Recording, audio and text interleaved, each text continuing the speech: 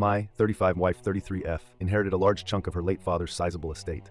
She made it very clear that the money she inherited was supposed to go to her dad's bloodline, also known as her and our children, 13F, 9M. That I'm not entitled to a cent of it. We live in North Dakota and I make $52,000 a year doing a property management job I hate. It gets old, driving around dealing with tenants who take their frustration out on me because my boss decided to cut corners. My wife worked as an accounts payable clerk making $32,000. She hated her job because there was no growth and it was boring.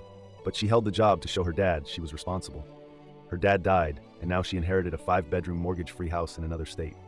It's in one of the most HCOL areas near a private college where nearly all the students come from East Coast private schools.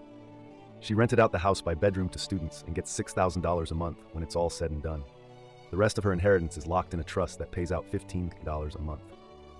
Living in North Dakota, the approximately $252,000 she gets is more than enough to live well.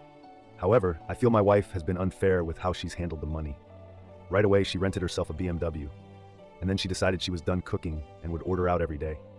The problem is I have high cholesterol and a lot of the foods aren't good for me, and the foods that are good for me, she never leaves enough real leftovers. I can stomach the fact that her inheritance is hers. But it does hurt that I've never resisted picking up the financial burden when I earned more, but she hoards all her new money. She puts her inheritance disbursements and rent income all into accounts under her name, and meanwhile our day job incomes kept going into joint bank accounts. That would make sense, but then she quit her job out of the blue last week. She said she looked at her boss, 50F, and that she was not cut out to work until she was old like her.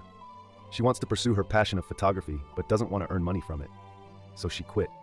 But the problem is that she quit because she gets $250,000 plus basically effort-free. I don't benefit from that, but still have to pay for the mortgage and other household expenses since she refuses to pay for it, citing it as joint expenses.